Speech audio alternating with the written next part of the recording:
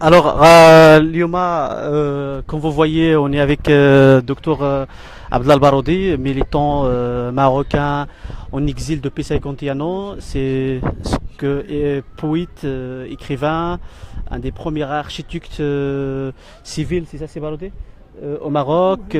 Voilà, et plusieurs doctorats, et plusieurs livres qu'il a écrits sur l'immigration, aussi sur le Maroc, sur la révolte des peuples marocains, entre autres, qu'il a écrit sur un pseudonyme. Et puis la résistance au régime répressif de Hassan II, et puis le régime bureaucratique de Mohamed VI, qui est aussi un régime ultra répressif, et on le voit actuellement avec ce qui se passe dans le Rif. Alors voilà, et puis bah, c'est un artiste peintre aussi, qui a fait énormément de tableaux, énormément de poèmes, surtout résistants, engagés, entre autres. Bah, il est beaucoup connu chez les gens de son âge. Malheureusement, avec ce qu'on vit au niveau en France, au Maroc et un peu partout au niveau de l'immigration et le boycott de tous ceux qui disent, de ceux qui ont la voix libre au niveau des Marocains et au niveau des habitants de l'Afrique du Nord et un peu partout dans le monde. On le voit actuellement avec la voix muselée de tous ceux qui s'inspirent à la liberté et à la dignité des peuples. Alors oui, c'est pourquoi on a décidé de donner aujourd'hui la parole à Dr Baroudi, qui va nous parler surtout de la situation au Maroc actuellement, en particulier dans le Rif, mais aussi nous parler un peu de la situation au niveau de l'Afrique du Nord aussi. C'est Baroudi, c'est à vous la parole. Vous pouvez parler bien sûr en français, mais de temps en temps, si vous voulez faire un petit résumé en arabe, il n'y a pas de problème aussi. Au même en tamazight, parce que pas mal de gens qui nous suivent et parlent le français, oui, d'autres qui parlent anglais, mais aussi qu'il y en a qui parlent le berbère, beaucoup qui parlent le berbère ou le tamazight, mais aussi ceux qui parlent l'arabe. C'est à vous la parole, c'est Baroudi. Voilà. فين هذه نعطي من هنا هذه ديرها في ودنك وهذه تهضر منها. Voilà. C'est bon, c'est bordé. Allez. Alors, je vous laisse avec Dr Baroudi. C'est bien, هذه هي, c'est bon. غادي تهضر شدها بحال هكا ولا غير شدها غير بحال هكا, شدها غير بحال هكا غادي تهضر انت. صح. هي الهضره كاينه غير هنا. لأنها قصيرة شي. هذه هي فين كاين كل شيء. هنا فين كاين كل شيء. Voilà. C'est Baroudi, c'est à vous la parole.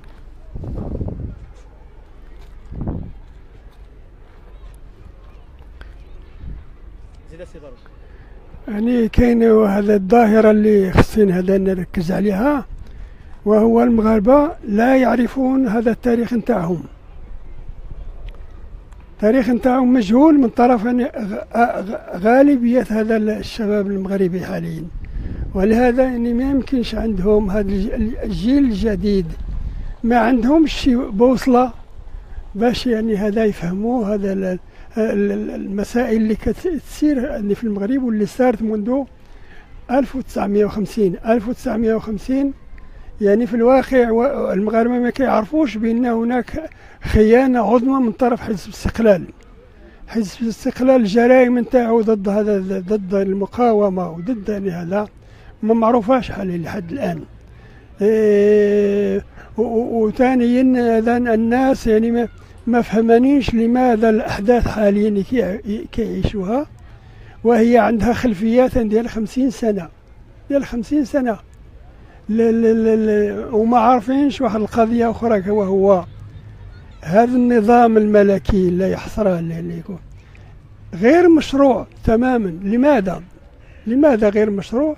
لأن هذا لما هذا الاحتلال دخل علينا اسبانيول والفرنسي، يعني المقاومة يعني كانت هذا تقاوم على نفس الخط ما بين هذا الغزاة والقصر الملكي. إذن لا يمكن هاد الناس ما يكون عندهم المشروعية، لأن ساهموا في احتلال وفي غزو المغرب. مثلا هذا دوغول لما هذا زاح هذا المارشال بيتان اللي كان هذا يشتغل مع الألمان، مستحيل بأن اليوطي يستمر في الحكم.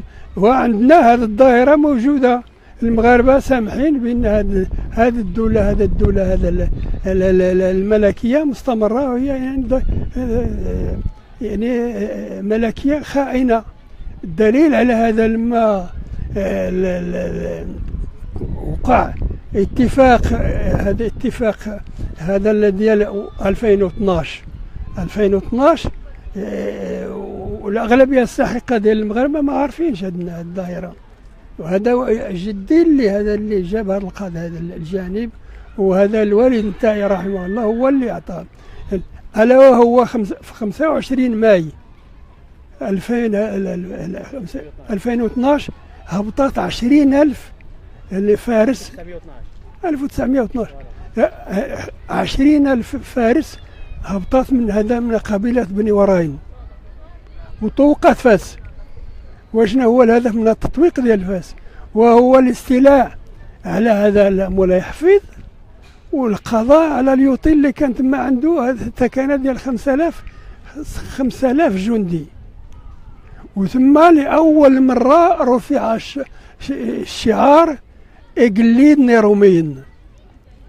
لأول مرة 15 ماي 1912 رفع الشعار إقليد نيرومين وتطويق فاس، وكان الهدف منه استيلاء على هذا مولاي حفيظ واش يعلقوه، وبعدين القضاء على التكنة العسكرية ديال اليوطي. وشكون اللي نقدهم؟ وهو الجنرال قورو اللي كان كيحارب زيان ومحاوحمو، هو اللي نقدهم. جاب العساكرية نتاعو والمدافع والطائران ونقدهم، وما كان مشى، كان هذا مولاي حفيظ مشى. ولهذا قلت لك الخيانة العظمى اللي قام بها مولاي حفيظ.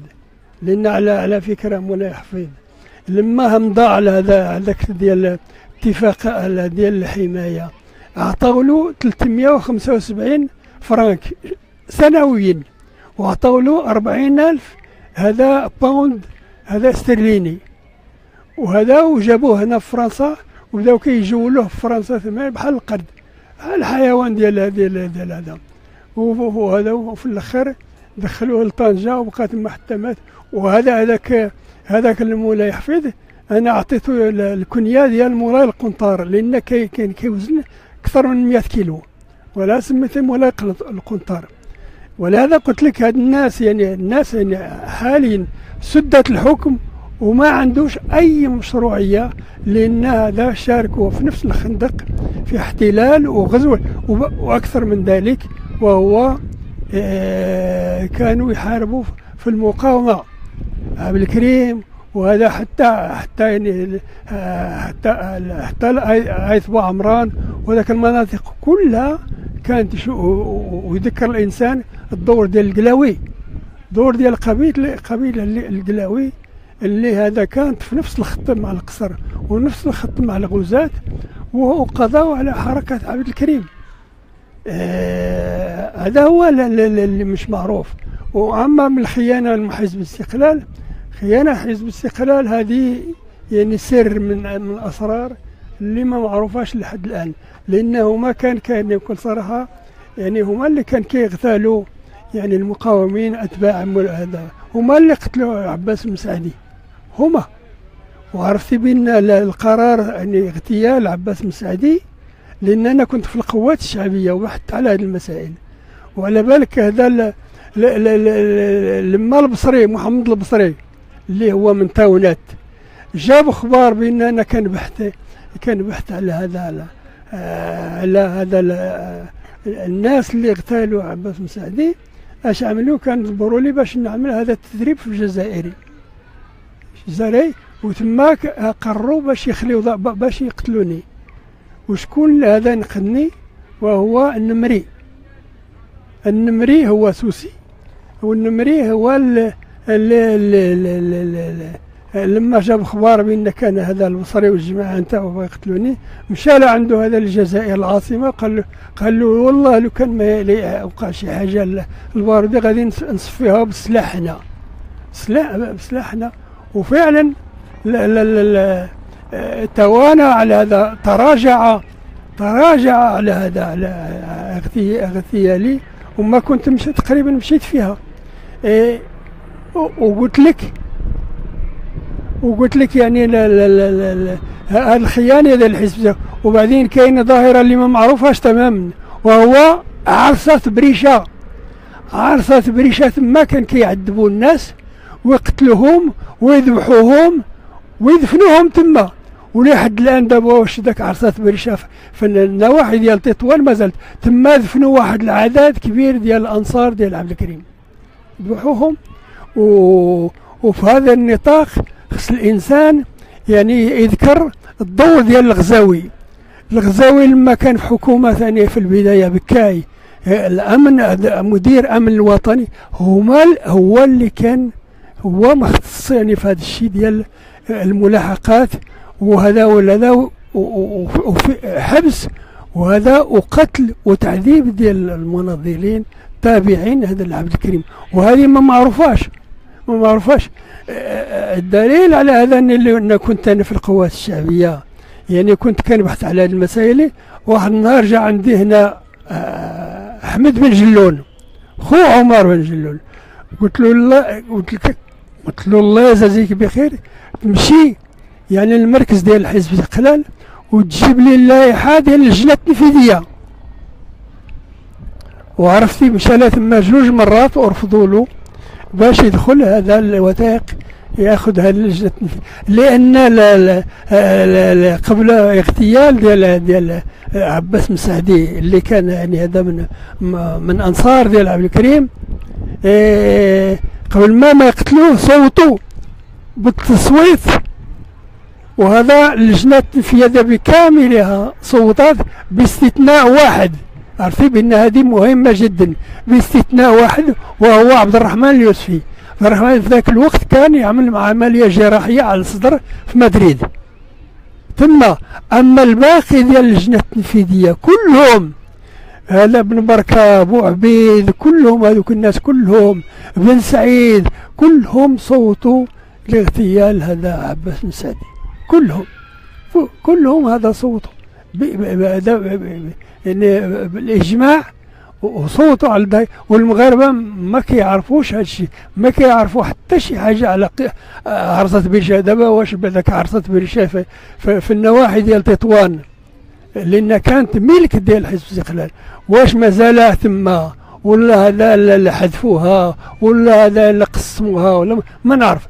المهم انا كبارودي كان طلب باش هذا الملف من جديد يفتح وبعدين هذا تفتح القضية قضائية ضد هاد المجرمين، هذا الخونة اللي هذوك الناس قطعوا هذا لنفسهم تاريخ وهذا ونضال وهذا الشيء. كل شيء مزيف، كل شيء. القادري والتخربيق والغزاوي كلهم هذوك الناس مجرمين كلهم. اما الحكايات ان انت على ابو عبيد وبن بركه كل هذا انا نعرفها كشخص كنت مناضل هذا في القوات الشعبيه، نعرف ماذا يعني النضال نتاعهم، ماذا النضال نتاعهم. ومش من الصدفه احنا يعني في اخر نفق لا اقول شيء يعني هذا شيء مظلم. وشوف دابا الاحداث اللي كتصير في الريف مثلا حاليا في الحسيمه، هذا دليل يعطي بان يعني المسائل اللي كان طرح عبد الكريم في ايام الاحتلال الاسبانيولي الفرنسي ما زالت مطروحه. ودابا القضيه ديال الحسيمه ما غاديش تنتهي تماما، ولهذا النظام خايف لان منذ هذا من شهور والناس يعني لان ما خادينش حقهم، لان هذا البلاد نتاعهم اخذت من طرف المافيات ديال المخدرات. المغاربه ما عارفينش بان هناك 300,000 قطار استولى على القصر وكي يزرع فيها المخدرات. وكل سنه في 2005 كان يجني عشرات المليارات ديال الدولار. دابا ما عرف شحال. المهم دابا عندك الحشيش على في جميع حتى الجبال طلع الحشيش حتى لفوق، يعني 300,000 قطار دابا كل هذاك البلاد استولى عليها، ودابا كاين ينبت فيها الحشيش وكيصدروا. ودابا الدليل على هذا، دابا المغرب صار المصدر الاول على الصعيد العالمي ديال الحشيش، المصدر الاول. هذه يعني مثبوته من طرف الوثائق الدوليه. والمشكل ديال المشكل ديال الريف يعني هو مشكل ديال المغرب كله، وهو اللي كيتسمى بالفرنساوي لو كونتونسيو. لهذا المسائل لا يمكن ان ينتهى اذا الريافه والمغاربه بصفه عامه ما اخذوش حقهم. اذا ما اخذوش حقهم، وهذا النظام ما مستعد يعني هذا يعطي حقوقهم المغاربه ولا ريافه المغاربه. الدليل على هذا احنا ما نعرفوش دابا شحال العدد ديال المناضلين ديال الحسيمه ومزور خذوهم راهم في الدار البيضاء كيعذبوا فيهم. ما نعرفوش. ولهذا يعني انا بالنسبه لي التاريخ، وهو التاريخ ما يسمى التاريخ، وهو اولا المحاسبه ديال القصر منذ ايام عبد الكريم، محاسبه القصر كهذا كملكيه خائنه، ومحاسبه حزب الاستقلال كهذا حزب اللي كان عنده طموحات قد الخلا باش يستولى على الحكم، وكان يخوض حرب موازيه هذا مع القصر باش يقضي على انصار ديال عبد الكريم وحركه عبد الكريم. والمعروف بان عبد الكريم كان عنده مشروع، كان عنده رؤيه على المغرب، على صعيد المغرب العربي كله، وكان الشخص وحدوي. واذا به هذا حزب الاستقلال وهذوك الناس وهذاك اللفيف اللي كانت حول هذا على الفاسي وبن بركه، كانوا هذا يعني تقريبا عنصريين. لما هذا حركه عبد الكريم يعني هذا مقاتلين عبد الكريم وصلت عين عيشه، ما وصلت عين عيشه في بداية 1620. يعني هذا البرجوازية العقارية ديال العقارية وهذا والتجارية ديال فاس مشاو هذا التجؤوا الليوطي، قال لهم بان خصك تحمينا هذا من هذه الحركة، من الحركة البربرية اللي جايت. ان هذه لان عارفين لان البربر كان يشكلوا خطر علينا. هذا شعار ديال الناس ديال حزب الاستقلال في ايام عبد الكريم، وهذه ثابته ما فيها شيء. هنا لما هذا عين قوات عبد الكريم وصلت لعين عيشه، ان مشاو هذا التجؤوا الليوطي، قال لهم خصكم تحمينا ضد الخطر البربري. ولهذا المسائل كلها المغاربه خصهم يعرفوها. الشيء اللي هذا بغيت باش هذا يكون هو فتح الملف ديال الملكيه المغربيه، وفتح الملف ديال حزب الاستقلال، وكلهم سواء الملكيه او سواء حزب الاستقلال هما يعني مؤسستان خائنتان. Sir Barodi, est-ce que vous pouvez nous parler et analyser la situation de le RIF actuellement? Le RIF actuellement, c'est vraiment c'est l'actualisation du contentieux qui date du temps de la résistance d'Abd el-Krim. Ça n'a pas changé, c'est les mêmes termes. C'est les mêmes termes. Et les gens, en fin de compte, il faut apurer le contentieux. Qu'est-ce que c'est le contentieux? C'est d'abord que les gens aient leurs droits. Et avant tout leurs droits, c'est-à-dire à récupérer leurs terres. Dans le palais s'est emparé environ 300 000 hectares pour cultiver le hashish. C'est ça en fin de compte. C'est ça que les rifins demandent. Les rifins demandent, c'est ça. Toutes les revendications sociales sont quasiment identiques. Par exemple, quand il y a eu la guerre contre en 58-59, c'est exactement les mêmes revendications. Quand Hassan a fait son discours en 84, il a commencé à insulter les Rifins, les traitants d'Aoubache.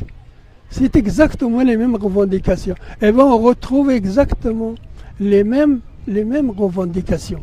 Les mêmes revendications qui datent, en fin de compte, du temps d'Abdelkrim, quand la résistance a été vaincue par les Espagnols et les Français. Ça n'a pas changé. C'est pour cela qu'il y a une permanence du contentieux séparant le peuple marocain d'une façon générale et le peuple rifin d'une façon particulière, avec cette monarchie qui est une monarchie de trahison. Je persiste et signe. C'est une monarchie qui ne mérite pas d'avoir le pouvoir. C'est ça.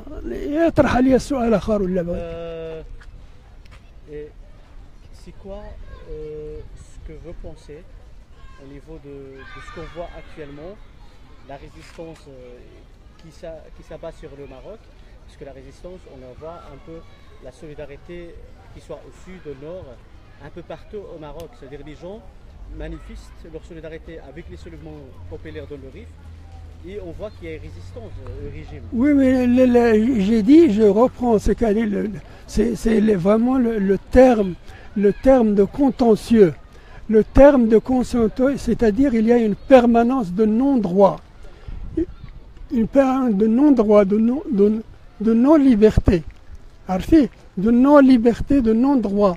Les Marocains n'ont pas encore acquis leurs droits sur leur propre pays. Maintenant que leur pays est absolument devenu la propriété privée des palais. Les Marocains ne savent pas, par exemple, que la propriété foncière du palais s'élève à 1 700 000 hectares. 1 700 000 hectares. Il y a 50 barrages. Sur 50 barrages, il y a les fermes du roi. Et tout le reste, en fin de compte, c'est des terres stériles qui restent aux Marocains. Donc, en fin de compte, actuellement, ce qui se passe dans le Hoceima et ailleurs, c'est la permanence du contentieux entre les Marocains d'une façon générale et le Rif, parce que le Rif, c'est le révélateur de ce contentieux. Le révélateur de ce contentieux. Oui. Et le révélateur de ce contentieux et que les Marocains ne savent pas, et que s'ils ne se soulèvent pas, et bien ce contentieux continue et que en fin de compte les gens qui occupent le pouvoir, ils continuent à l'exploiter et à le gérer à leur faveur. C'est pour cela que moi j'ai un mot d'ordre qui date de 2012, de 1912, ألا وهو أقليد نيرومين, les rois de l'étranger. Les rois de l'étranger. Ce mot d'ordre a été mis en avant le 25 mai 1912. Et il reste absolument d'actualité. Ce sont les rois de l'étranger, l'Anna. Ce sont السلاطين الأجنبي هم اللي حاليا مسيطرين على هذا. الدليل على هذا احنا حاليا يعني تقريبا محتلين من طرف الإسرائيليين. الصحراء الجيش الإسرائيلي هذا متواجد منذ 1973. الحيط الصحراوي 2500 كيلو بني من طرف الجيش الإسرائيلي. النفايات النووية الإسرائيلية دفنت الصحراء الغربية، والمغاربة لا يعرفون هذا. اليهود نتاع المغرب باعهم الحسن هذا كل $50 الجنيه، وخذ عليها فلوس والمغاربة ما كيعرفوش هذه القضية، هذا الجانب. ولهذا قلت لك كل هذه المسائل غير معروفة. ولهذا في البداية أنا قلت بأن المغاربة لا يعرفون هذا تاريخ بلادهم وتاريخ شعبهم، لأن ولا واحد تكفل لحد الآن باش يثقفهم في هذا الاتجاه. وأنا يعني أنا أشاهد لأن كنت في الاتحاد القوات الشعبية، لا ما كاين حتى شي حاجة من هذا القبيل. يعني لما كنت في صفوف القوات الشعبية يعني كلهم كانوا هذا منغلقين على أنفسهم، كلهم كان كيعتقدوا بأن هذا السلطة والحق على السلطة يعني هذا محصورة أنا في الزمرة نتاع فاس والرباط والدار البيضاء. هذا هو. وأنا أشاهد على هذه المسألة، وكان كثير المغالطات. يعني هذا في هذا التاريخ كثير نتاع المغالطات، وأنا هذا مستعد نجاب أي شخص في هذا الميدان، لأن خلاف الناس أنا أعرف أن التاريخ المغربي، وأنا أعرف ما هي حركة عبد الكريم، ما هو يعني الحجم ديال الخلاف ما بين هذا اللي كنسميه بالفرنساوية لو كونتونسيو اللي هو دائما موجود ومازال حاليا حي. وهذا هو اللي مازال مطروح في الشوارع ديال الحسيمة منذ 8 شهور. يعني ولهذا قلت لك يعني ما دام المغاربه ما عارفينش هذه المسائل كلها، لا يمكن الانسان هذا ان يامل ان المساله غادي تتغير. لان الناس يعني الرهان تاعهم هو العنف. عندهم المساعدات الأجنبي، وعندهم الإمكانيات كلهم ديال طاقة البلاد اللي هذا كيوظفوها لصالحهم. والمغاربة مغلوبين على أمرهم، وهم عايشين عايشين في الظلام.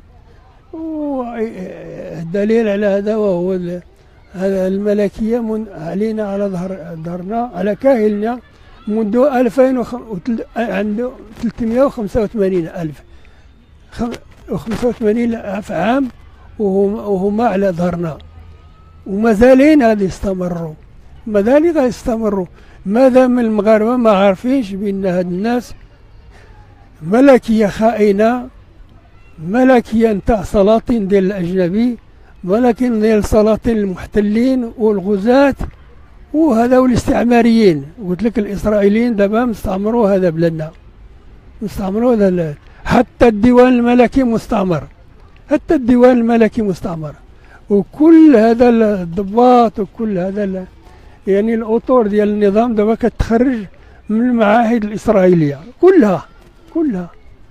ولكن المغاربة ما عارفينش لأن ما كاين حتى شي هيئة ولا شي تنظيم ولا شي حزب باش هذا ينبه المغاربة، على هذه الظاهرة الخطيرة جدا. ولهذا كنشوفوا دابا هذا واحد الثبات المخيف اللي هذا يخيم على المغاربة، يخيم على المغرب. ثبات تماما، لا شيء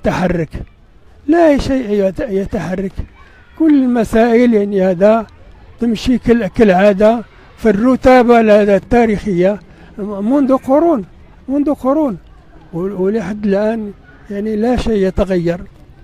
وهناك واحد الزمرة قليلة يعني هذا اللي حولها، كاين القصر وكاين واحد الزمرة اللي حوله، هما اللي كيستغلوا هذا المغرب لصالحهم، يعني بالتنسيق مع الأجنبي، القوى الأجنبية. ودابا العنصر الجديد وهو يعني الاحتلال ديال إسرائيل هذا اللي موجود حاليا. كل الضباط حاليا السامون دابا كيتخرجوا من إسرائيل، كل الضباط هذا من الأجهزة كيتخرجوا من إسرائيل كلهم، والمغاربة ما عارفينش. سي بارودي دابا comme on voit que Macron il s'est rendu au Maroc, tu vois, voilà, il s'est rendu au Maroc et pendant cette visite ما خصكش تسد هذه شدها من تحت باش ما تسدش. Quand il s'est rendu au Maroc, c'est lui qui a pris la parole, alors qu'on voit que les soulèvements populaires dans le Rif, ils ont pris 8 mois maintenant, le roi il n'a jamais ouvert sa bouche. Mais dès que Macron sera au Maroc, c'est lui qui prend la parole. C'est comme si c'est. Hein? On voit que Macron, quand il s'est rendu au Maroc, Mais- c'est lui qui a pris la parole. Alors Oui, qu'il n'a rien dit pour lui. Oui, mais non, mais le roi, qu'est-ce qu'il a à dire? Il n'a rien à dire. Eh ben. D'abord, c'est ce que j'appelle la médiocrité dans toute sa majesté. Et il ne faut pas oublier que les Marocains ne savent pas non plus, ils ne savent pas non plus que Sa Majesté actuelle a redoublé au baccalauréat. Il a échoué au baccalauréat. Il a refait la classe. C'est son père lui-même qui l'a obligé à redoubler, à refaire la classe pour elle. Mais il n'a rien à dire. Il a ses intérêts.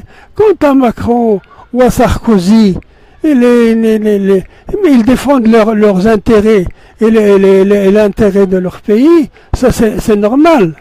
C'est normal, ils défendent les intérêts de leur pays, ni plus ni moins. 60% des investissements au Maroc sont français. 60%. Et la langue française aussi occupe elle joue un rôle décisif. Donc, que ce soit Macron, que ce soit ou Sarkozy ou François Hollande, ils défendent exactement les mêmes principes, à savoir les intérêts de leur pays. Et le monsieur, le sultan actuel, il n'a rien à dire. Il défend, en fin de compte, les intérêts de sa famille, de ses partisans, et c'est tout. Il n'y a rien ailleurs, rien de nouveau. Et ça date depuis 385 ans. 385. Et c'est normal. Et rien ne changera tant que les Marocains ne se soulèvent pas. Ne se soulèvent pas. Je rappelle toujours le mot d'ordre, shi'ar, le mot d'ordre qui a été prononcé le 25 mai 1912, à savoir le sultan Eglid Neromin. Dans tous mes écrits, كل أدبياتي أذكر بهذا الشعار. هذا الشعار وهذا الشعار رفع من بعد في الريف حركة عبد الكريم، رفع من طرف آية بوعمران، رفع في المظاهرة الصاخبة والدموية ديال الخنيفرة. وهذا الشعار المغاربة ما يعرفوش أن هو الأساس نتاعو. منين انطلق؟ وانا لأول مرة، لأن هذا جدي هو اللي جابوه، لأن كان شارك في الحركة. هذا في هذاك 20,000 ديال الفارس.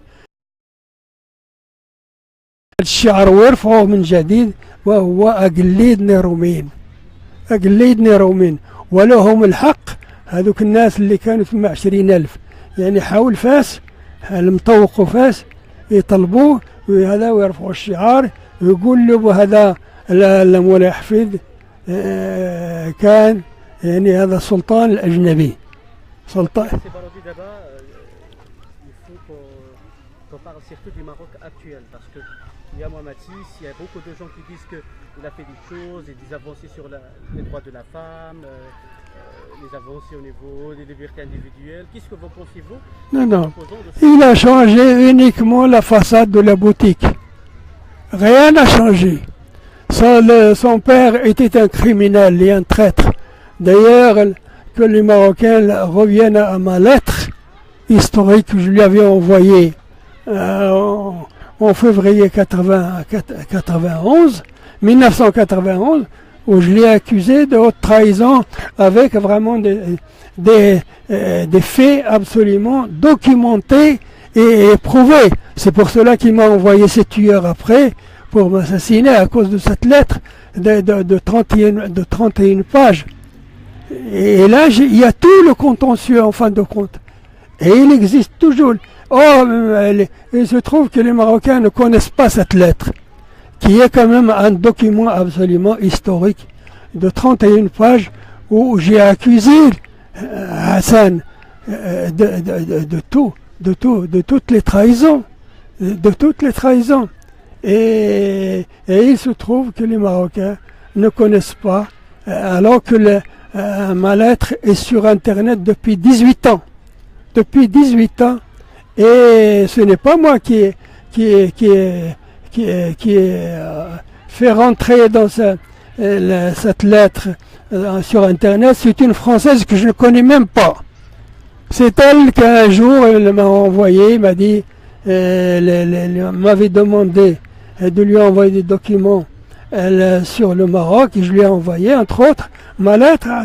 Et par la suite, elle a demandé est-ce qu'elle peut mettre ma lettre sur Internet, et c'est elle qui a mis cette lettre sur Internet.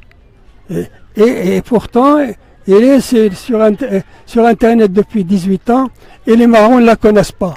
Les Marocains ne connaissent pas et il y a énormément de gens qui savent qu'elle est sur Internet, mais qui ne l'ont pas lu. D'ailleurs, quand il y avait les réunions de ce qu'on appelle le printemps arabe, auquel j'ai assisté de temps en temps, je l'avais dit. Mais jamais personne ne l'a lu. Jamais. Cela veut dire que les Marocains ne s'intéressent pas à leur histoire, ne s'intéressent pas à la tragédie de leur pays, et ça continue. Et pourquoi Abdel Baroudi n'est pas connu actuellement? Pourquoi? Ah non, mais de toute façon, pourquoi Abdel Baroudi? Parce que tout ça c'est organisé. Tout ça c'est absolument le blocus. Moi je vis en France ici depuis 51 ans. Je vis sous blocus depuis près de 40 ans. Un blocus conjoint entre les services du régime, du Mkhzen, et les services français. J'ai failli d'être assassiné à 2 reprises en 1980 et en 1995, plus la tentative d'assassinat de Mohamed al-Basri. Il faut seulement appeler les gens qui nous regardent à partager la vidéo. Oui. Il faut les appeler à partager la vidéo. Oui, et il suffit de se reporter à cette vidéo, il suffit de lire ma lettre que j'ai envoyée à Hassan II en 1991, elle est de 31 pages. C'est absolument un document fondamental. Un document fondamental sur lequel je travaillais pendant plusieurs années. J'ai requéré des renseignements de partout, d'officiers supérieurs, de gens de l'administration. Tout ça, je l'ai glané pendant des années, et c'est le résultat, justement, le fruit de toutes ces années d'enquête qui se trouvent dans cette... Et là, ils verront en fin de compte pourquoi le Maroc maintenant est sous les chaînes. Il est sous les chaînes, il vit dans la servitude totale, et il y a une clique autour du palais qui exploite le pays. Je rappelle que le RIF actuel, c'est absolument le foyer où brûlent les braises du contentieux dont j'ai parlé. C'est le foyer où brûlent les braises du contentieux existant entre le régime, entre la royauté, les sultans de l'étranger, le peuple marocain, et les rifins d'une façon particulière. D'ailleurs, les rifins le savent, et à quel point leur contentieux est vivace. À chaque fois qu'il y a une manifestation, il y a les photos d'Abdelkrim. Il y a cette permanence absolument, la présence d'Abdelkrim qui est là, vivace. Et les photos d'Abdelkrim, à chaque fois qu'il y a une manifestation, en 58, les photos d'Abdelkrim aussi ont été arborées, et partout. En 84, dans toutes les manifestations, la même chose. Et maintenant, depuis octobre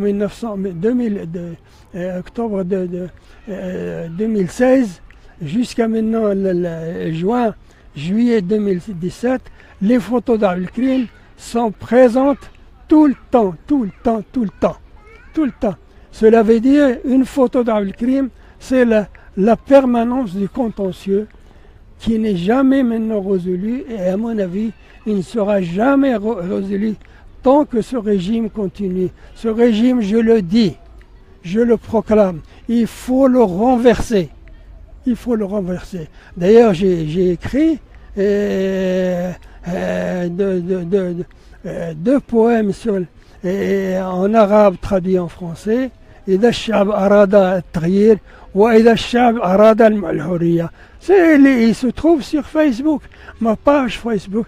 Il suffit que les Marocains la lisent. Ils verront en fin de compte qu'est-ce qu'en fin de compte la liberté exige et puis le changement exige. Il faut absolument que le peuple marocain prenne son sort en main.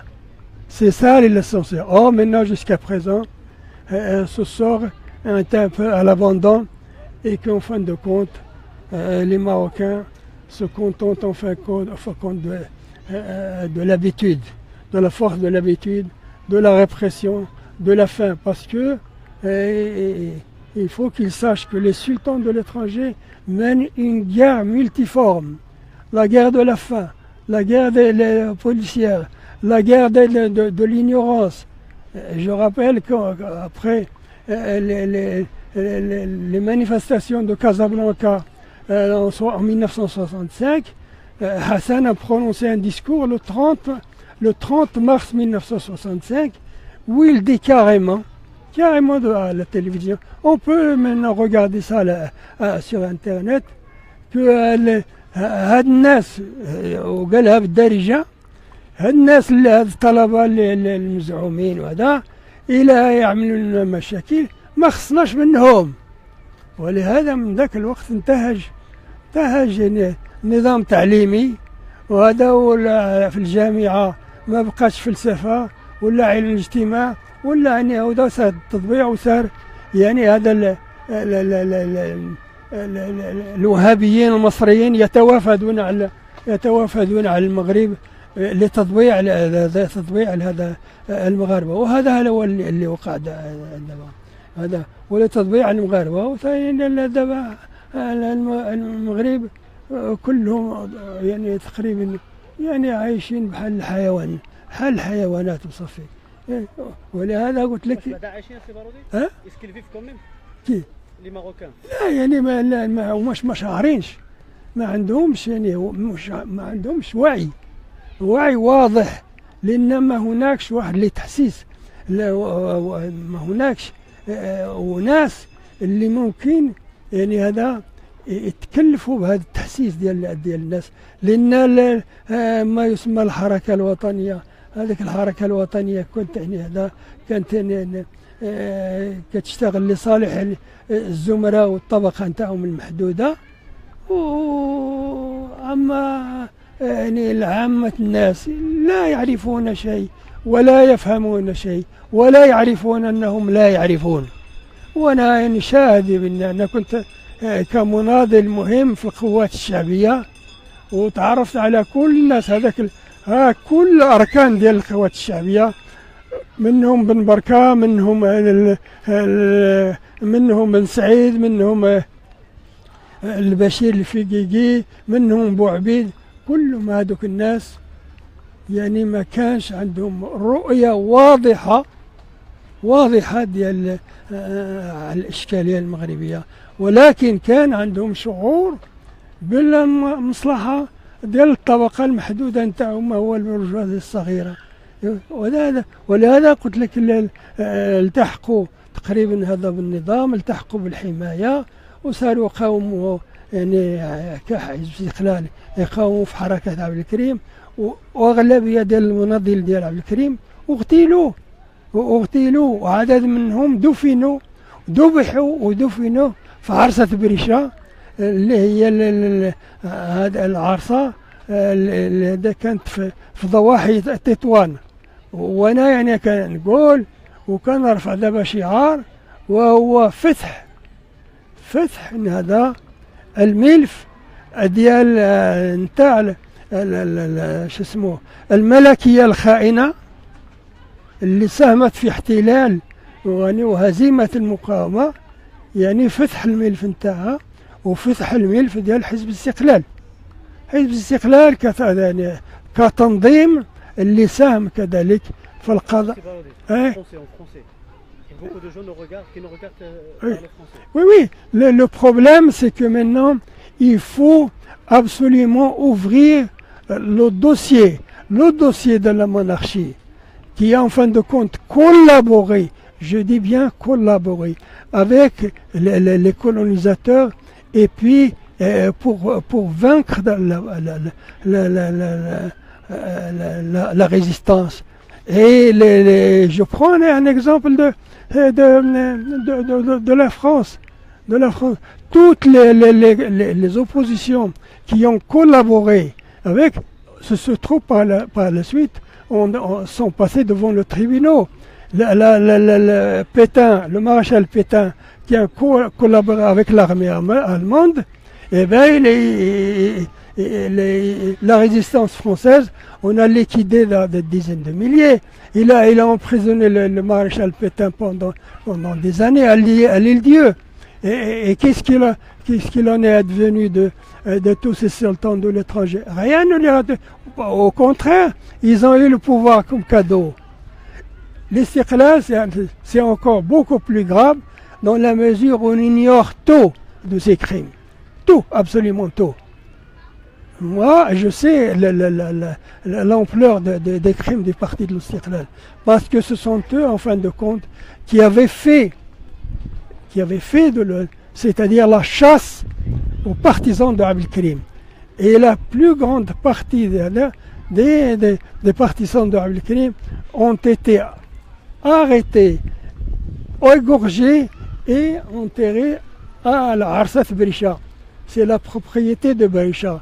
Et je ne sais pas si encore cette propriété qui est dans la banlieue de Tétouan, est-ce qu'il existe, ou est-ce qu'il a été divisé, il a été fondé. Mais de toute façon, c'était la propriété de Hasla, où le Rzaoui, qui était le directeur de soi-disant la sécurité nationale, a mené les résistants, les partisans de Abdelkrim, pour les égorger, parce que il estimait qu'ils représentaient un danger pour leurs intérêts. Comme d'ailleurs auparavant en 1925, quand les résistants d'Abdelkrim sont arrivés à Ain Aïcha, ils sont allés implorer Lyoté pour dire qu'il faut qu'il les protège du danger berbère.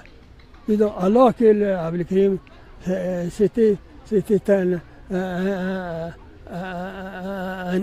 homme, un grand homme unitaire, qui est justement pas, grâce à sa vision et à ses méthodes, a pu vaincre pratiquement les deux armées françaises et espagnoles.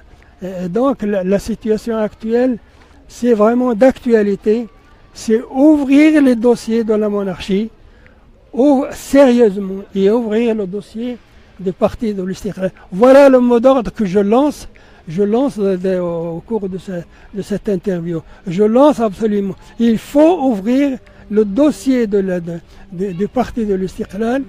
Il faut ouvrir le dossier de la monarchie makhzanienne. De la monarchie. Il faut absolument. Et tant qu'on n'a pas procédé à ouvrir ce dossier pour voir exactement l'ampleur du contentieux, qui existe entre le peuple marocain d'une façon générale et le Rif d'une façon particulière et la monarchie makhzanienne. Tant qu'on ne le fait pas, on n'avance pas, on reste sur place, on fera du surplace. Nous avons maintenant du surplace à Al-Hoceima depuis 8 mois. Parce que le contentieux existe et existera toujours. Toujours. Et tant que les Marocains ne prennent pas conscience de ce fait, et qui pour eux, il y a une nécessité à ouvrir le dossier de la monarchie collaboratrice avec l'étranger, avec les colonisateurs, avec les occupants, avec ceux qui sont emparés de notre pays, de notre trait, et puis du parti de l'Istiqlal.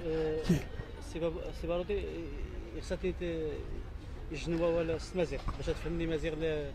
لا يعني كفى يعني كفى ممكن تمازيغ يعني محدود يعني محدود بالنسبة للتمازيغ تاني عندنا يعني. لا يعني هذا بالعامية لا بالعربية العامية يكفي أعتقد يعني هذا. المهم ميدني خصها الكرن، هذا الكرن يعني هذا الدفع عن ثمورت نسن. ثمورت نسن هذا هو المهم، لأن ميدنا نيلاند هذا السلطان ولا السلطان هذا ميدن برا الحماية وغير نحتاج المشروعية. إذا خص الإنسان ما نغري هذا الشعار وهو نرحل برا. ثانفوست هذا المدنة وهو ثانفوست سون مدنور السن. ثانفوست l'histoire de tous ces gens-là, il n'est pas encore connu. Et quand elle sera connue, eh ben, les choses commenceront à bouger. Thanfous, c'est l'histoire. Thanfous. ولهذا الشعار الذي رفع 25 ماي 1912 ما زال حي لحد الآن، وهو أقليدني روميين. ولهذا في جميع القصائد نتاعي دابا سواء هذا بالعربية وبالفرنسية يعني هذا الشعار مطروح، والناس ما عارفينش لماذا هذا الشعار يرجع. القصيدة ديالك على محسن فكري ولا ما عندك؟ جبتي معاك القصيدة ديال محسن فكري؟ لا ما عنديش أنا، ولكن موجودة على الفيسبوك. موجودة هنا فيها 8 صفحات، يعني قصيدة اللي فيها كل شيء. هي أنا أعتبرها امتداد هذا للرسالة نتاعي اللي أرسلت، اللي كان سميه حسن زيرو، حسن صفر فبراير 2091. هذا امتداد هذاك. نحن كلنا محسن فكري، كلنا محسن. ترجعوا هذا الفيسبوك، هذا الصفحة نتاعي الفيسبوك، وهذا وتشوفوا يعني القصيدة اللي هذا محطوطة بالنص العربي والنص الفرنسي. كذلك ترجعوا بمجرد تكتبوا الاسم ديال البارودي يعني هذا، وغادي تطلع على انترنت يعني مطلع ديال الرسالة اللي رسلت لحسن، وغادي تجوز جميع الصفحات متتالية على الصفحات ديال الرسالة نتاعي دابا اللي طلعت في هذه 91 دابا، في 91 دابا تقريبا هذه تقريبا 30 سنة دابا.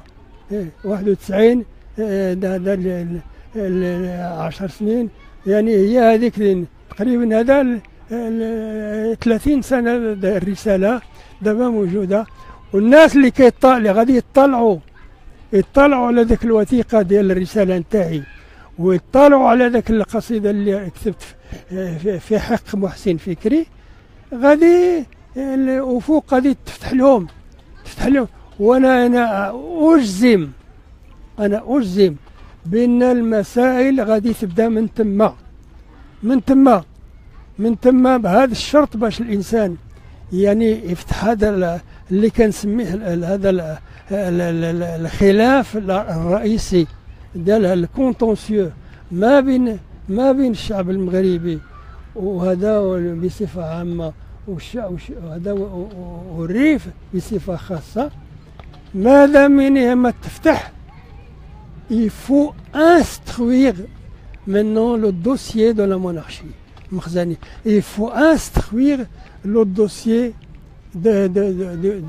des assassinats et de la trahison du parti de l'Istiqlal. Moi, je suis disposé à organiser. Moi, mon école, c'est pas les écoles de tel ou tel monsieur dont on célèbre ces écrits. Moi, c'est la rue d'école que j'ai appris sur le terrain. Sur le terrain. Et c'est-à-dire le terrain de la lutte. Moi, je suis un survivant par miracle. Et maintenant, j'ai 81 ans et puis ça fait 51 ans que je suis en exil ici en France et je suis soumis à un blocus conjoint depuis près de 40 ans. Depuis près de 40 ans. Tous les gens ne savent pas que depuis 2005, je subis une guerre téléphonique de tous les jours. Tous les jours, on m'agresse téléphoniquement. Jusqu'à présent, tous les jours. J'ai porté plainte à 3 reprises. 3 reprises. Et dont l'une, justement, en 2007, pour agression téléphonique. Et puis, on m'a répondu par la suite que mon dossier est classé sans suite. Et il continue à m'agresser. Et il continue à m'agresser jusqu'à présent. Et je sais que les gens qui m'agressent, ce sont des individus du régime qui sont avec leurs collègues français dans le même bureau. Dans le même bureau. Et il y a même quelqu'un qui leur traduit en berbère tamazirt, qui est de chez nous, de Tahla. Il s'appelle Zijli Mohamed. Et donc, il y a lieu de tenir le fait qu'il faut absolument, une nécessité absolue, d'ouvrir le contentieux, d'instruire le contentieux et de la monarchie et du parti de l'Istiqlal. Ce sont eux qui ont fait les malheurs de notre pays et de notre peuple. Et maintenant, jusqu'à présent, les Marocains ne le savent pas. Ne le savent pas, malheureusement. Et pourquoi je suis soumis à un blocus absolu? Parce que je défends absolument des points de vue que personne ne défend. Personne ne défend. Mais pour... Qu'est-ce que vous pensez des gens qui luttent dans d'autres régions au Maroc, comme Imeda, où il y a une occupation depuis 2011 à Sebaroudé, et surtout des intellectuels marocains et la presse marocaine qui ne parlent pas de cette région parce que peut-être, est-ce que c'est à cause du fait que l'exploitation, c'est la société royale qui l'exploite, ça veut dire le roi en personne, ou c'est par autre chose? Oui, évidemment, c'est les intérêts en jeu qui décident en fin de compte. C'est les intérêts en jeu. Pourquoi, par exemple, il est tellement difficile d'avoir des renseignements sur les domaines du roi? Le domaine du roi. Moi, c'est après des décennies d'enquête que j'ai appris que le domaine foncier du roi, la superficie s'élève à 1 700 000 hectares. C'est absolument ahurissant. Que, en fin de compte, l'étendue des terres pour le hashish dans le Rif, c'est 300 000 hectares. 300 000 hectares. C'est absolument effarant. Et les Marocains, et c'est l'un justement des facteurs d'appauvrissement du Rif. C'est que justement ces terres sont annexées par le régime. Et il cultive de hashish. Et le hashish est exporté et il fait du fric. C'est le Maroc est le premier exportateur de hashish dans le monde. Ça, il y a des documents officiels et internationaux même. Alors donc, le fait, les intérêts en jeu. Quand il y a des intérêts en jeu, maintenant quand on parle d'intérêt, il y a automatiquement ceux du palais. Du palais, il est mêlé à tout. Il est absolument mêlé à tout.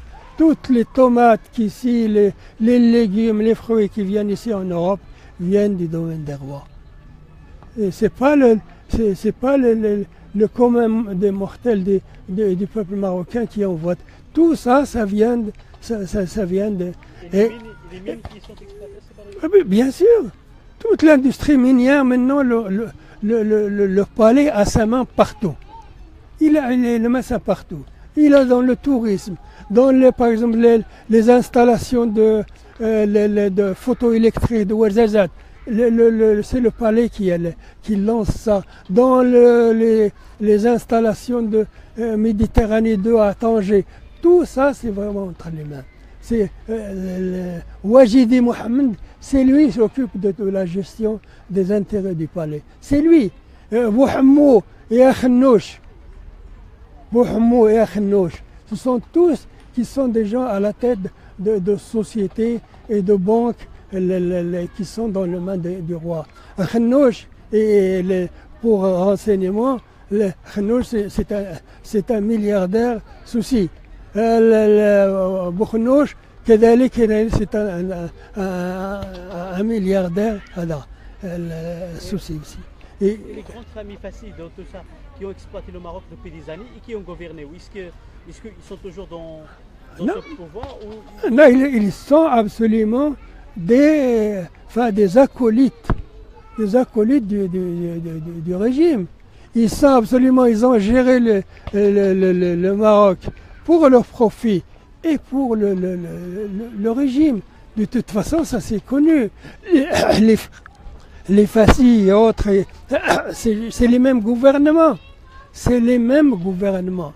Parce que si on voit maintenant aujourd'hui, beaucoup de gens mettent en question maintenant Ilyes Laromaré, qui n'est même pas encore arrivé au pouvoir, mais qui préside le PAM, et Akhnouch et d'autres personnalités qui sont autour, ou le Hema, ou le Majidi. Oui. Ça veut dire 5-10 personnes maximum autour du roi. Oui, mais ceux qui ont exploité le Maroc depuis... Oui, mais le fait, c'est qu'il y a un phénomène qui est intervenu après les 2 coups d'État.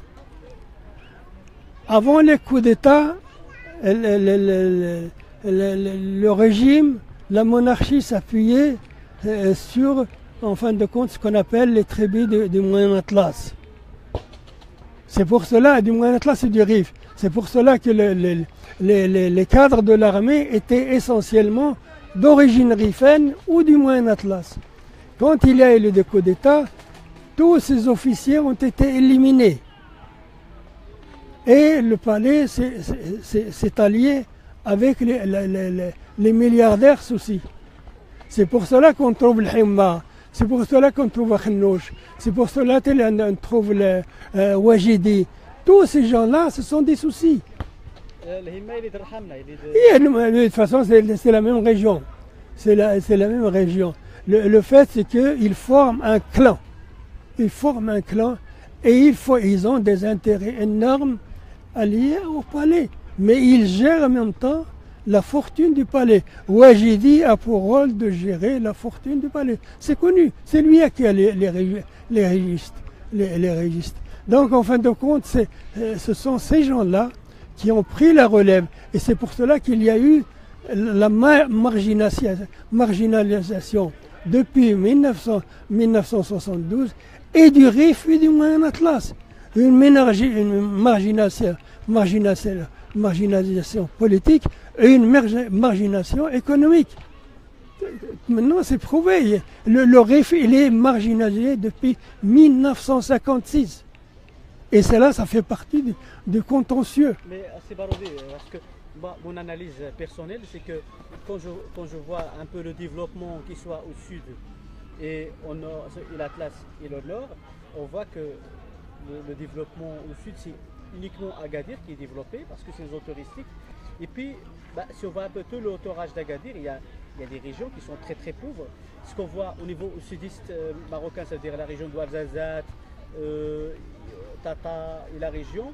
Et puis, si on monte vers l'Atlas, le Haut-Atlas, le Moyen-Atlas, et puis vers le Rif, toutes les régions, pour moi, où il y avait la résistance, ça veut dire entre les Français et Espagnols, qui sont plus marginalisés que d'autres régions où l'occupant était le bienvenu au début. Quoi. Oui, mais le fait, c'est qu'après les 2 coups d'État, toutes ces régions-là ont été marginalisées sciemment.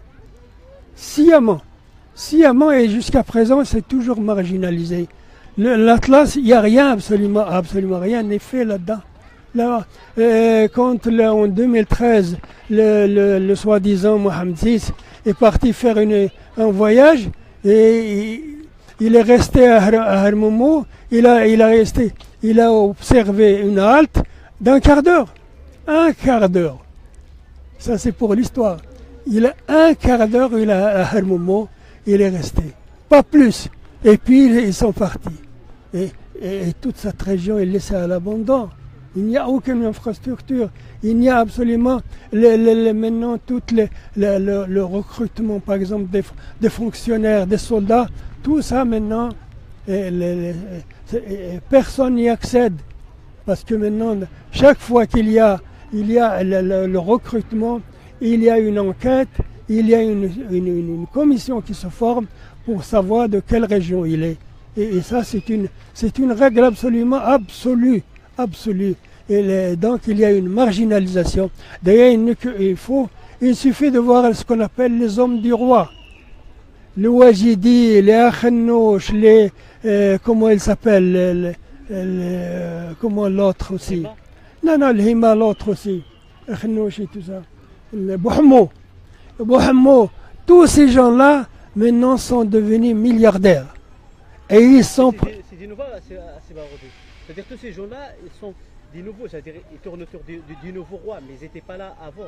Non, mais tous ces gens-là, c'est-à-dire on a eu des promotions foudroyantes, ils sont à la tête des banques, ils sont à la tête d'office, ils sont absolument alliés au régime, mais en même temps pour leurs intérêts. Tout ça c'est connu.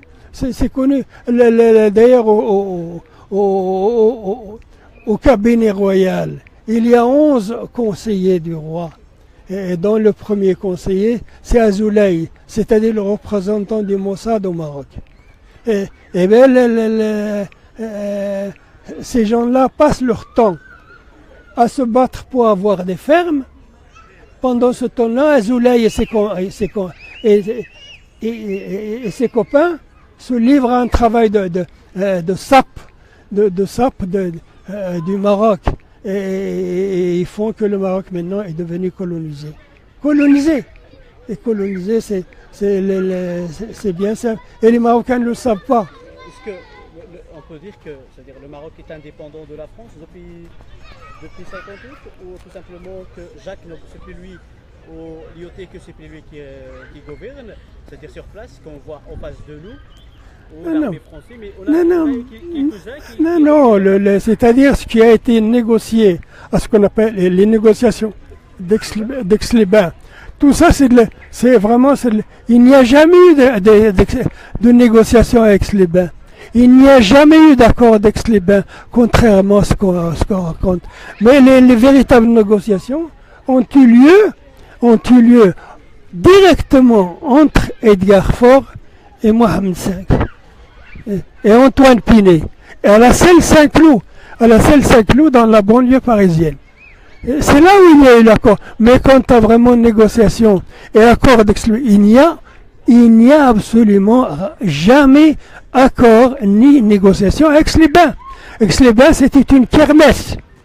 C'est une kermesse où ils ont amené des tas de gens pour le folklore et pour le folklore, et les ont placés dans les hôtels. Et c'est tout. D'ailleurs, parmi ces gens-là, il y avait les gens de l'Istiqlal, il y avait les gens de Marca. Tous ces gens-là n'ont rien compris. C'est pas à la suite qu'ils ont compris, qu'ils ont été roulés dans la farine. Et qu'est-ce que c'est qu'Aix-les-Bains? C'est l'accord de 1912, aménager une nouvelle formule. Et ça reste une nouvelle formule. Jusqu'à présent. Et c'est pour cela qu'Abdelkrim ne voulait pas rentrer. Et Mohamed V, pendant qu'il vivait encore jusqu'en 63, il lui a envoyé un tas de gens, parmi lesquels Ben Barka. Et il n'a jamais, il a dit, tant que le Maroc n'est pas indépendant, je ne rentrerai pas. Il l'a dit d'ailleurs. Comme ça, Mohamed V, quand il a fait une visite officielle en Égypte, il a dit, je ne rentrerai que lorsque le pays deviendra véritablement indépendant, parce que le pays n'est pas indépendant. Même jusque maintenant, il n'est pas indépendant. Absolument. Je te dis, les intérêts étrangers ont la priorité. Les investissements étrangers sont absolument prédominants. Les intérêts du roi sont intimement liés avec les intérêts de l'étranger. Et le roi et la monarchie a des intérêts partout, des intérêts absolument partout. Le domaine agraire de cette monarchie, il est faramineux, 1 700 000 hectares. 1 700 000 hectares. Et il y a 50 barrages. Sur 50 barrages, il y a des fermes du roi. Et dans ces fermes du roi, elles sont gérées par des agronomes, des ingénieurs agronomes israéliens. Tout le monde le sait maintenant. Je l'ai dit. Hein? Il n'y a pas d'ingénieurs au Maroc? Absolument pas. De toute façon, ils n'ont pas de responsabilité. Ceux qui ont la responsabilité, c'est les Israéliens. Ce sont eux qui gèrent pour le roi. Ce sont eux qui gèrent. Et au niveau de l'enseignement au Maroc, qu'est-ce que vous pensez actuellement? Il n'y a pas d'enseignement. Depuis 1963, le système d'enseignement a été détruit par Hassan. C'est lui qui avait dit à lancer la radio, si ces gens-là nous causent des problèmes, ces étudiants, nous n'avons pas besoin d'eux. Et c'est à la suite de ça que les Wahhabites commençaient à venir d'Égypte par cargo. Et ils ont transformé le Maroc en une école de servitude. Et c'est pour cela que Nasr a eu raison de dénoncer celui qui faisait la khutbah. Oui, Zefzafi.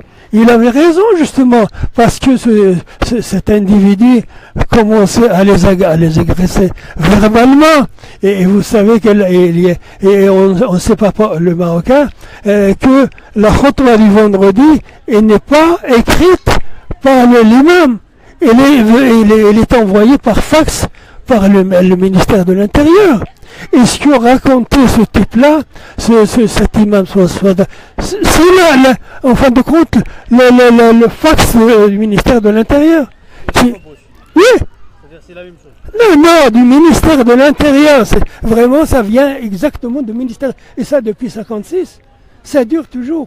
D'ailleurs, le Zefzafi a eu parfaitement raison et le droit de lui répliquer devant tout le monde.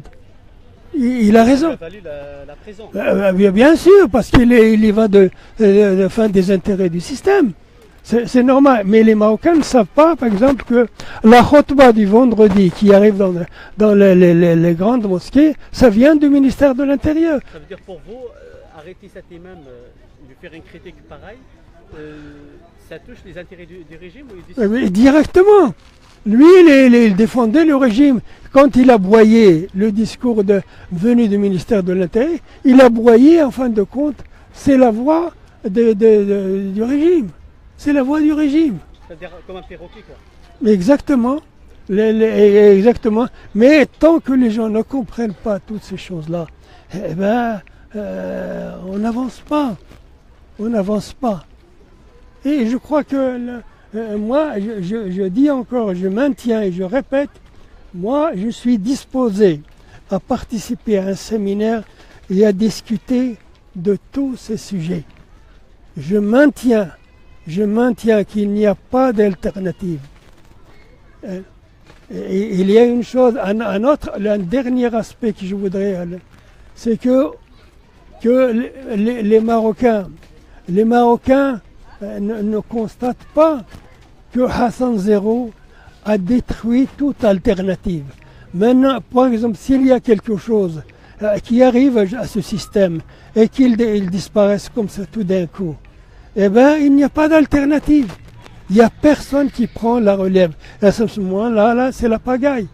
C'est la pagaille. C'est la pagaille. D'ailleurs, les Marocains ne savent pas que quand Hassan Zéro était sur le point de mourir en 1999, il a demandé à Chirac, il lui a arraché la promesse que si jamais il arrivait quelque chose après sa disposition, dans la succession, eh ben, l'armée française interviendra. Et Chirac a fait la promesse. Et maintenant, moi, j'en ai acquis la certitude absolue. D'ailleurs, je maintiens ça, c'est devant l'histoire. J'ai la certitude absolue que cette promesse du président Chirac a été acquise du vivant de Hassan. Et ça, cela prouve qu'en fin de compte, le régime ne travaille qu'à une chose, détruire toute alternative.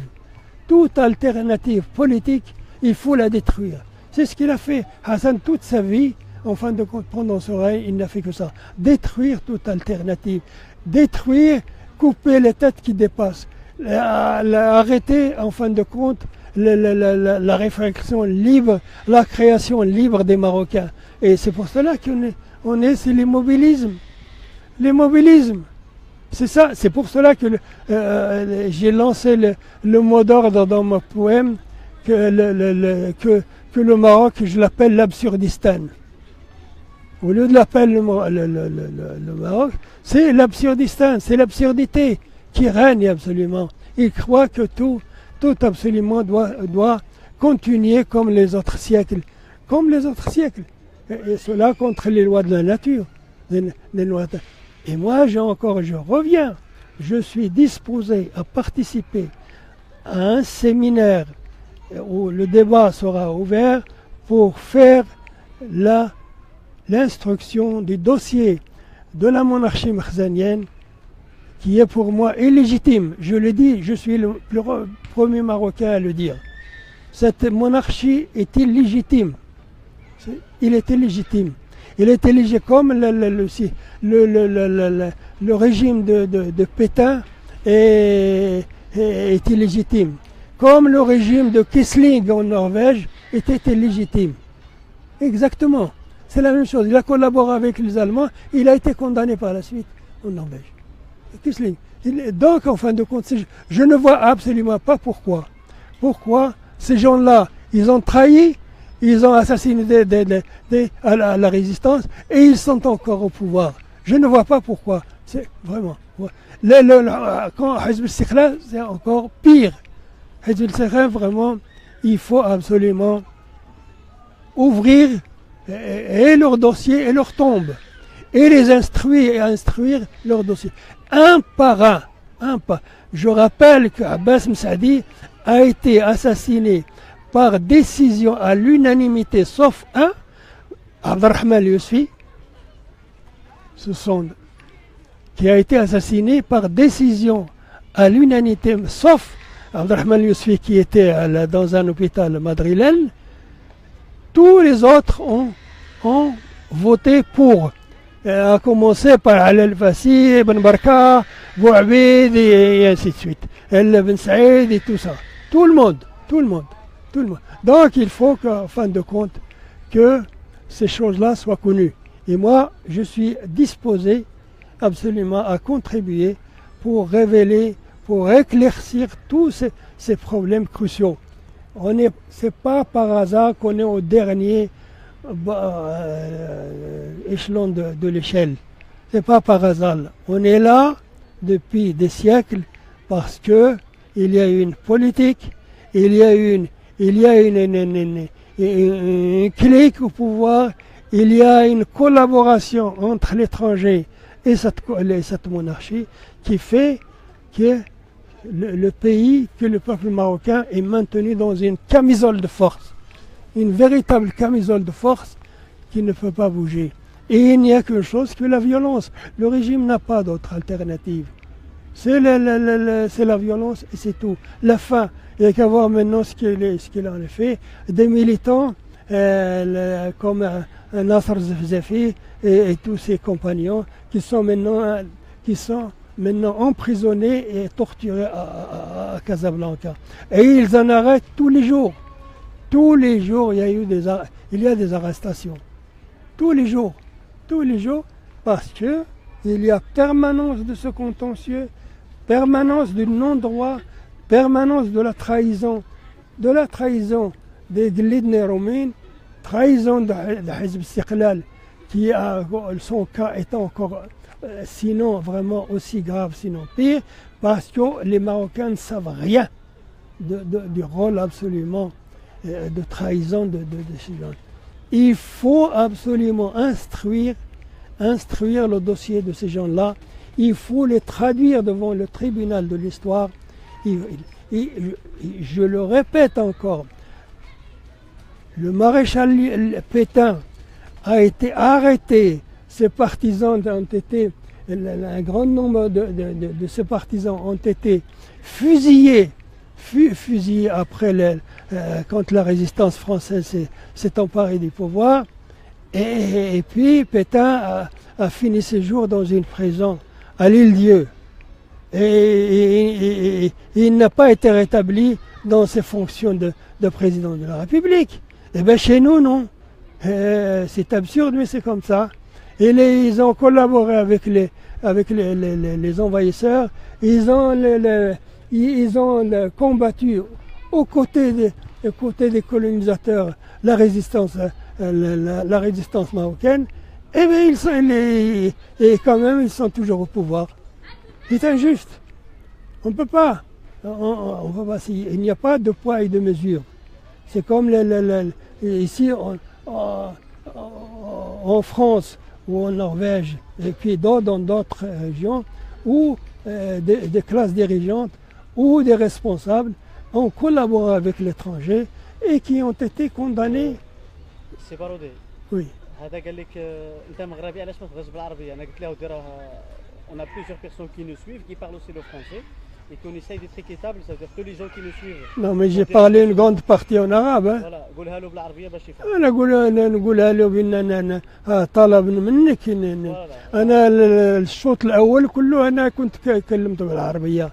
هذا ما فيهاش، انا ما عندي مانع بالعكس. انا المهم هو الناس يفهموا علاش علاش في هذه الوضعيه. هذا خص الانسان الناس يعرفوا بان البارودي فهمان القضيه. انا كان في البدايه كنت كنسرح ماشي بحال هذا، ماشي هذا انا ماشي جيت من هذا، جيت يعني هذا لان هناك يعني هذا الشعب بارودي والشعب، وهذا من هذا كلها نضال وكلها تضحيات، بالاسف. وهذا ولحد الان يعني ما جينا، ولحد الان ما زال عايش تحت الحصار. يعني عندي 81 عام تحت الحصار اليومي، عندي يوميا اعتداء عليا بواسطة التليفون. وانا هذا رفعت القضية امام المحكمة يعني في 2007، ورجعت لي هذا الجواب اللي نتاع شو اسمه المحكمة، وقالت لي الدوسيي كلاسي سون سويت. انا عندي الوثائق، هذه الوثائق الى عملنا شي ندوه غادي نجيب هذه الوثائق. سي بارودي دابا اشنو كتقول انت لهاد الشباب اللي هما خارجين في الحسيمه، وماشي غير في الحسيمه، خارجين في الريف بصفه عامه، وخارجين في الاطلس كيتدابنوا معاهم، خارجين في قريبكا، خارجين في قنيطره، في تطوان، في القصر الكبير، في فكادير، خارجين في بزاف المناطق د المغرب، وهما كيناصروا اخوتهم اللي كاين في الحسيمه ولا في الريف بصفه عامه، وكيقولوا حتى هما اننا عندنا مطالب اللي هي بحال هذه ديال الحسيمه. انت شنو كتقول لهاد الشباب؟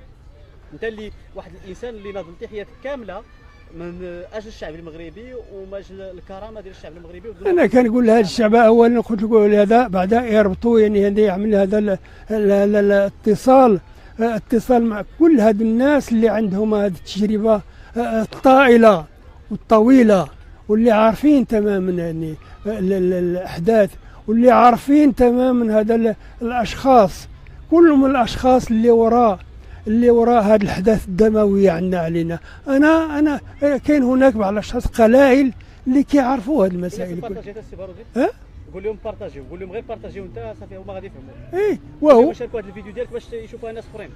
المهم قلت لك يعني غير قول لهم مثلا هذا على القضيه. يعني عندي مثال ديال الرساله اللي ارسلت للحسن، هذه تقريبا هذا من 1991 هي على الانترنت ارسلتها، وهذه دابا تقريبا 20 عام هي في الانترنت.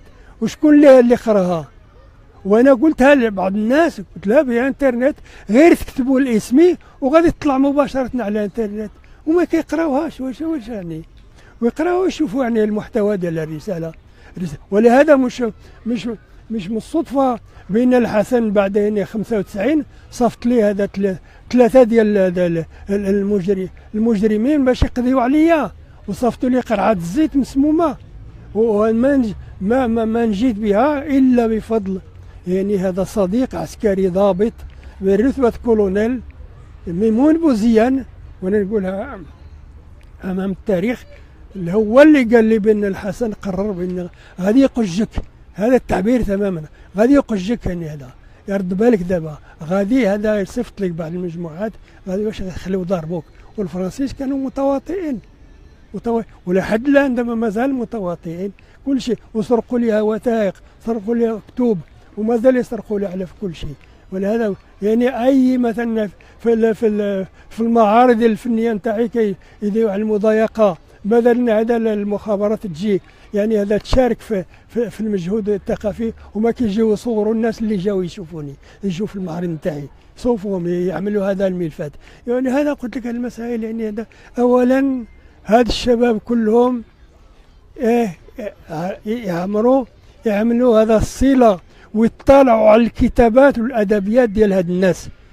يعني البارودي عنده ادبيات كبيره جدا كبيره جدا وعريضه، ولا بغاو غير يشوفوا على الفيسبوك. يعني ما حطيت على الفيسبوك هذه 3 سنين ولا 4 سنين يكفي تقريبا شي 150 وثيقه، منها دراسات، منها قصائد، كل شيء موجوده على الفيسبوك.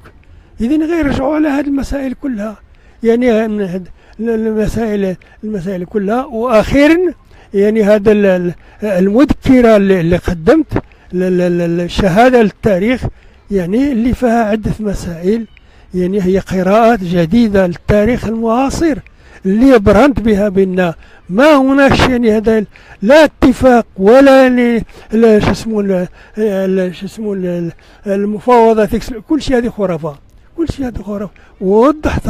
وضحت كذلك يعني كيفاش يعني النصيحه ديالك السي بارودي للشباب المغربي دابا اللي هما خارجين. النصيحه للشباب المغربي، انا نذكر واحد من العباره ديال هذا الرئيس كينيدي لما هذا وصل للحكومه وكان مازال شاب وداك الشيء، قال يعني هذا كان في مهرجان كبير جدا، قال لهم الامريكان دائما احنا في امريكا كان هذا نطلبوش هذه الحكومه الامريكيه غادي تقدم هذا الامريكان والشباب الامريكي. واذا به قال له خصكم هذا دابا تطرحوا السؤال عليكم، ماذا ستقدمون هذا للشعب الامريكي؟ ماذا ستقدمون للشعب المغربي؟ الناس كان اللي عندهم 30 35 سنه ماذا قدموا للمغرب؟ ماذا قدموا للشعب المغربي؟ لا شيء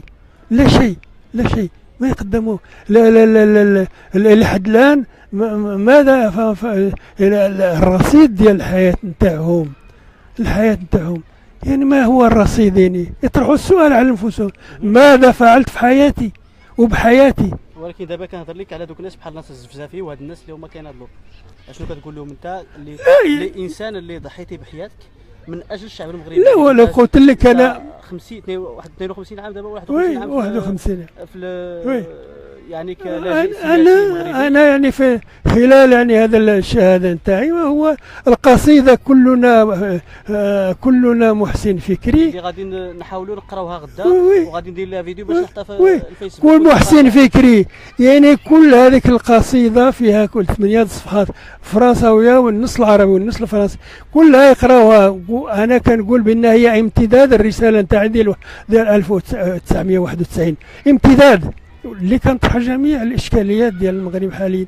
وانا الناس يعني هذا ولهذا يعني انا لما كنحطها على فيسبوك باش الناس يقراوها وبعدين يتكلموا عليها، ولكن ما كيتكلموش عليها. يقراوها وبعدين ما يخليوها يتركوها كذا، لان ما شاعرينش بالواجب نتاعهم، ما شاعرينش بالواجب نتاعهم. لان هذا هناك يعني هذا الشرط تحسيس ديال الانسان، لان هذا الذاكره الجماعيه المغربيه رجعت صحراء. وهذا مش من الصدفه الحسن خلق المؤامره الصحراوي، مش من الصدفه. يعني الذاكره المغربيه رجعت صحراء. اما الناس اللي كينضلوا بحال الزفزافي والجماعه نتاعو وهذا وفي المناطق اخرى، هذا هو وين؟ هذا هما في الخط الصحيح. الخط الصحيح هما كذلك. الخط الصحيح وهو خصهم يلتحقوا ناس اخرين الصفوف نتاعهم. القضاء يعني المهم الهدف وهو القضاء على هذا النظام الخائن. هذا لمحاكمة هاد الناس كلهم، هذا الزمرات ديال حزب الاستقلال اللي ما زالت حاليا كل الحكومات حاليا، سواء يعني تكون على يعني باسماء اخرى ولا هذا، ولو بعض الاسماء ديال الفواسا. هناك دائما الناس اللي عندهم نفوذ كبيره جدا، وهاد الناس خصهم يقضيو عليهم، وكلهم حلفاء ديال اقليدنا روميين. دو ليترونجي. اكزاكتومون. هذا هو ملك المستعمر. وانا كنطلب كل الناس اللي هذه غادي يطلعوا على هذا الشعار اللي طلع 25 ماي 2012. 2012 يعني الشعار من طرف الناس 20,000 فارس اللي جاوا من هذا قبيلة بني وراين، وهذا وطوقوا فاس كله، كانوا بغاو هذا يستولى على مولاي حفيظ ويقضي. كلمة ديالك الأخرى بالفرنسية سي بارودي قبل ما تختم le mot d'ordre que je lance à tous ces gens-là maintenant qui sont absolument dans les tranchées de la résistance, c'est que ils sont dans la bonne direction. Et la bonne direction consiste à ouvrir le dossier du contentieux et de la monarchie makhzanienne, et le dossier de la trahison et des assassins de Hizb al-Istiqlal. C'est cela en fin de compte le mot d'ordre. C'est cela l'objectif. Tant que ces gens-là échappent à la justice, échappent à leur sort naturel, le Maroc ne s'en sortira pas. Le Maroc ne s'en sortira pas. Et il n'y a qu'à constater en fin de compte l'immobilisme qui sévit au Maroc. Personne n'en parle. Et en dehors de l'histoire. Est-ce qu'il y a des gens qui, sauf évidemment les lobbies touristiques ou les lobbies sionistes qui sont les alliés stratégiques du régime? Personne. Il y a une chose, c'est que moi j'ai déposé tout ce que j'ai pu sur ma page Facebook. Il y a pratiquement 150 documents. Ça soit des œuvres artistiques, soit des poèmes, soit des textes. Donc, il suffit. Et quand on aura... C'était votre page Facebook. Exactement. Qui est Abdelal Baroudi. Oui, Abdelal Baroudi. Puis d'écrire, je peux même donner Abdelal Baroudi, et puis arrobase, Gmail, point, et puis comme... L'email نتاعك. C'est ça mon mail. Il suffit d'écrire ça et ils ont absolument tout. Il y a pratiquement près de 150 documents. Et tous les documents que j'ai produits, c'est sur vraiment preuve, absolument. Alors, et commencer d'abord par ma lettre à la 1991 à Hassan II, et puis mon poème de nous sommes tous des Mouhsin Fikri. Il suffit de lire tout ça. Et on a absolument un abécédaire fondamental de la problématique et de la tragédie marocaine. Merci. ميرسي السي البارودي تنميرتك اتاس كنت تشكر باهرة سمازيغت شكرا السي بارودي اللي عطيتينا هذا الوقت ديالك اللي هو انه هضرتي معنا ولا مع دوك الناس اللي كيشوفوا فينا في المباشر هذه وقت تقريبا شي ساعتين وحنا كنهضروا مع انه كنعتذروا لدوك الناس اللي كيشوفوا فينا بلا انه ما عندناش ستابيليزاتور اليوم ديال الكاميرا حيت السلطات الفرنسيه ما عرفناش هما قال لك ما تحطوش لو تريبيي ولا ثلاثه الرجلين باش تفيكسي التليفون باش تصور ولكن اضطرينا اننا نستعملوا سافدير نوقف مده السيده اللي معنا حتى هي ان اللي عاونتنا حتى هي كنشكروها ثانك يو فيري ماتش فور يور سيبورت اند يور هيلب تو ومن هنا كنقول لكم شكرا لدوك الناس اللي بارطاجاو لا فيديو كنتمناو دوك الناس اللي شافوها ولا اللي بارطاجاوها يكوتي وبارطاجيوها ويصيفطوها في لي ميساج بريفي لصحابهم والعائلات ديالهم باش يشوفوها ويشوفوا النقاش اللي دار بيناتنا اليوم وحنا والسي البارودي وكنقول لكم الحاجه الثانيه هو انه في الايامات الماجيه ديال غدا غادي نحاول ندير معاه تورناج على عبد الله البارودي باش ندير عليه ان بتي فيلم على عبد الله البارودي شكون هو عبد الله البارودي والكتابات ديالو اللي هو حنا كنعرفوا كاملين انه كتب بزاف د الكتوبه بحال لو ماروك لامبيرياليزم اي ليميغراسيون اللي هو 12 يعني كتاب فوالا الوغ غدا غادي نحاول تقريبا نبين في النقاش معاه التصاور ديال دوك الكتوبه اللي كتبهم سي بارودي باش يبانوا لوفغ ديالو هذه الحاجه وغادي نحاول نكونوا في الفيديو في المونتاج اللي غادي نديروا الفيديو ندخلوا فيها حتى هي لي فوتو ديال لي زوفغ دار اللي دارهم عبد الله البارودي وغادي نحاولوا غدا يقرا القصيده ديال اللي دار عليها محسن فكري ونفيلميوها في القراءه ديالو نفيلميوها ونحطوها في الانترنت ديريكتومون كفيديو كقصيده اللي هي غادي تمشي بالعربيه وبالفرنسيه و ميرسي ا توت اي تو سو كي اون سويفي parce que notre émission aujourd'hui prendra sa fin, notre téléphone va se décharger et aussi on doit rejoindre une conférence sur le Maroc qui va débuter dans quelques temps et puis merci à M. Barodi qui a participé aujourd'hui. Je veux tiens au courant qu'on prépare une émission ou une vidéo qui va parler de M. Barodi voilà, un petit poème, ça c'est un poème. C'est en français. Voilà, c'est un poème en français. Il n'est pas encore traduit en arabe. Mais je vais le traduire. Voilà, il est en travaux de traduction. J'ai écrit ça en 2016. Voilà. Ça, il faut absolument le lire. C'est en fin de compte ma vie en fin de compte d'exilé. Voilà, alors si un poème qui parle de la vie d'Abdallah Barodi, ceux qui veulent le procurer, c'est-à-dire voilà, de son exil, ceux qui veulent le procurer soit par sa page Facebook où il met beaucoup de ses œuvres, voilà, ceux qui se trouvent à Bruxelles et qui veulent la voir, ils peuvent toujours me contacter sur Bruxelles, mon Facebook est là et on peut leur faire une copie, il n'y a pas de problème. Et n'oublions pas que Abdallah Barodi c'est une des rares personnes qui fait beaucoup et qui partage beaucoup gratuitement. Voilà. C'est moi je l'appelle, c'est aussi un écrivain, un artiste qui fait tout, c'est-à-dire non pas pour casser l'art, mais pour permettre à tous ceux qui n'ont pas les moyens d'avoir l'accès à l'art, mais aussi accès à la culture générale et accès à l'histoire du Maroc. Oui, il y a un point très important, c'est que j'ai fait la donation de toute ma production artistique au peuple marocain. Voilà. Toute ma production artistique, je l'ai mentionné sur Facebook d'ailleurs. Ça figure sur Facebook en fin de compte.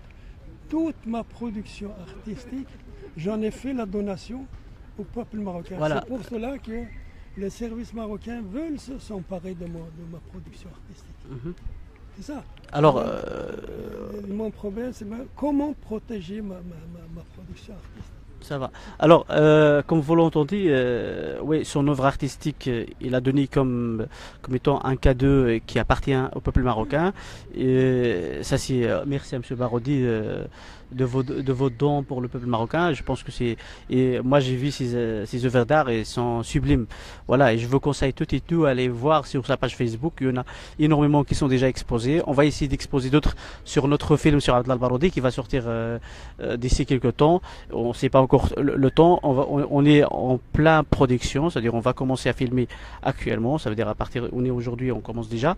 Et puis voilà. Alors merci à toutes et à tous et bonne continuation et que le combat continue et que vive la lutte des peuples opprimés partout dans le monde, en particulier le peuple marocain, mais aussi tous les peuples opprimés sans exception. Et puis سي بارودي تنميرتنك ميرسي كنا سنمير باهرة الطاس ويدا زرانين هساد اللي زرانين عبد الله البارودي اللي شغل نسيمي كنت مازيغت ولا انتات عرفت نسينمير الطاس عرفت نسينمير كله ويد يوسنين ميرسي ا فو تنميرت et au revoir. Alors le film البارودي رايليغ الانترنت بيانتو اذكار دون ناوي ايميك الجديد في القصيده اي بي راه نبي في عبد الله البارودي باش ديس كونتيني ماس